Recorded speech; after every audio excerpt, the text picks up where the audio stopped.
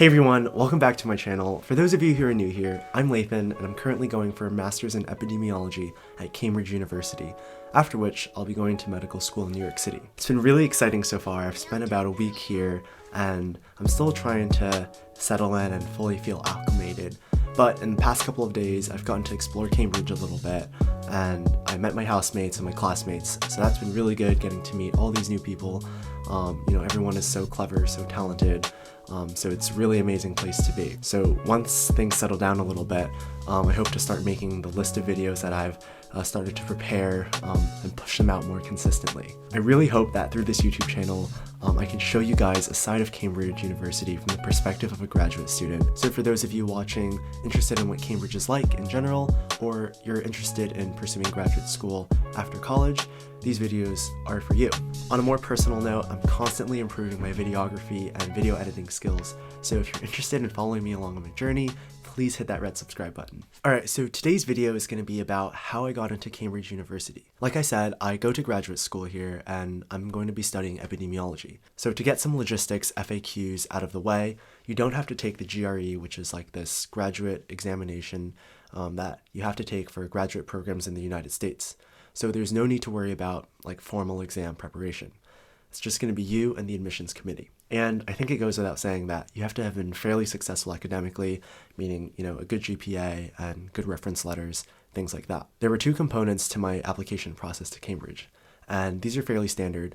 They are the personal statement and the interview, if you do make it past the personal statement round. So the personal statement consisted of 5 parts: a research summary, a place to describe your research experience, a place to describe your career goals, any additional information you wanted to add, and why this graduate program in particular. So in general, I feel like what may have convinced the admission committee was the way I had my entire application revolve around my journey working to research and combat health inequities. So to reflect on this question of why I think I got into Cambridge, I think it started when I first got into college. College was really eye-opening to me for many reasons, but I think the most impactful one was this realization that I had that there is so much more to health and wellness than like medicine and doctors. There were all these factors that I hadn't thought about before, and certain opportunities early on in college made me believe that I could really have an impact. So to be truthful here, I do think that sometimes, especially with undergraduates, some activities that may seem impactful may actually be a little more self-serving, but that's okay, because the moral of the story is that students like myself were becoming more aware of these issues and were willing, with good intentions, to help. So basically, I started really getting interested in this idea of health equity, that everyone should have equal access to good health. And I ended up doing a lot of activities revolving around that. So one summer I worked in East Harlem, which is a community in New York City. It's only a couple blocks away from what is known as the Upper East Side, which is a fairly affluent part of New York. Yet, East Harlem is one of the most underserved communities in New York.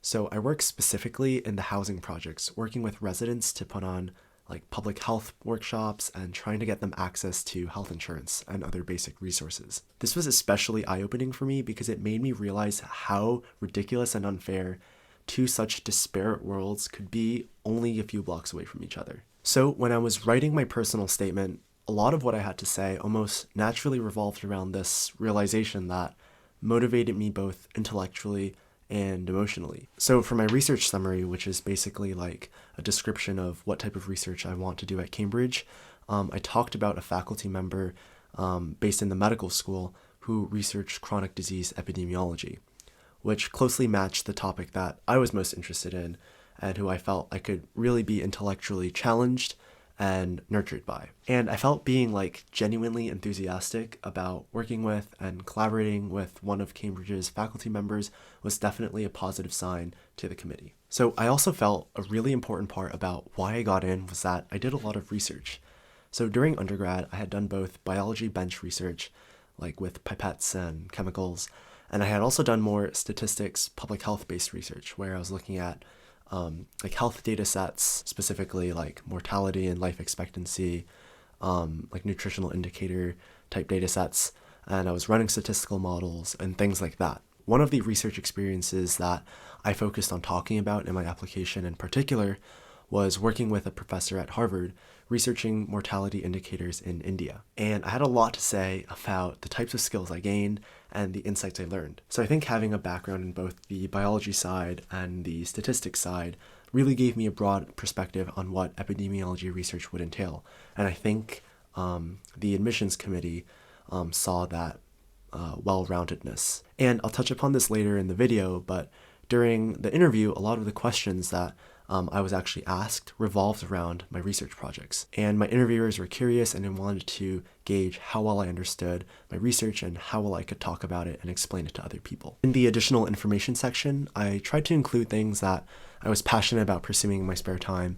So I think this also had the effect of showing that I was like maybe multidimensional and I had some level of initiative. So in my case, I talked about being really into learning languages and doing personal data science projects. Lastly, when it came to tying together my application with the final why epidemiology, I had to try to craft a narrative that tied in my work experience, my research experience, and my aspirations. Because there was a character limit, which in my case was about 5,000, I had 4 main paragraphs to try to bring everything together. I first motivated my entire application with my experiences working in East Harlem and what I had realized. Then I wrote that in order to search for, some of the answers to my observations, I embarked on a variety of research projects to enhance my knowledge and understanding of these health issues. Next, I talked about why epidemiology in particular as a field really encapsulated what I wanted to spend my career doing.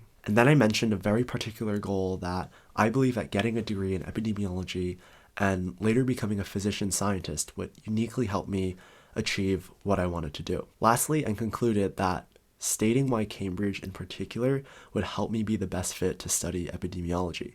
So I mentioned some interesting faculty and research programs that only Cambridge had. So after weeks of waiting, I got the email inviting me for an interview.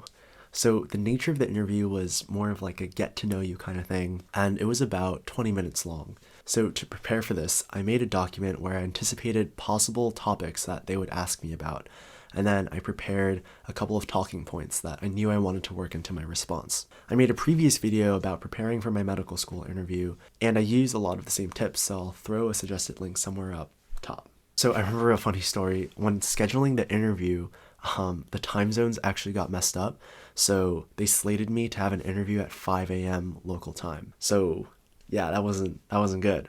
So I emailed them back requesting a different time, and luckily they were able to accommodate a later time, so I ended up having my interview 2 hours later at 7 in the morning. It was a Skype interview since I was in the US and wasn't about to fly all the way to Cambridge, but I still dressed up even if they would only see the top half, because, can't be wearing pajamas or something. The questions I remember being asked were, 1, tell me about yourself.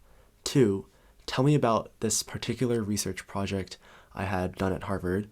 3, what do you think is the biggest gap facing epidemiology as a field and how would you rectify it? 4, why Cambridge in particular? And 5, some stats questions like, can you explain to me how this particular algorithm works and what its usages are? So it was a mix of talking about myself, but also some critical thinking questions thrown in there to probably gauge my potential as a student in their graduate program. I feel like I had prepared well for these types of questions, so I felt like the interview went really smoothly actually.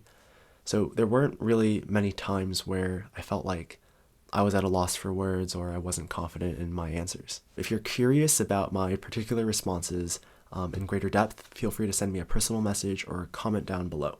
So ultimately, I think those were the things that got me accepted into Cambridge.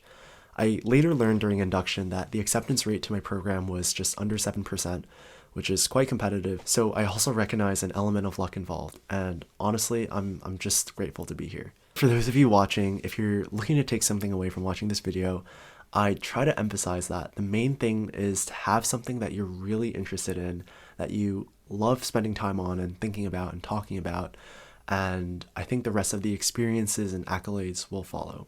So if you enjoyed that video, please hit that thumbs up, ask me questions, and subscribe to see more exciting videos that are coming up soon. I really want to film as much as I can about the fun experiences I have in Cambridge and in the UK in general. And I feel like I'm in a very special place and I want to share that with you guys. So stay tuned for more videos and I'll see you in another one. Peace. No doubt my experience at Microsoft made me believe in innovation.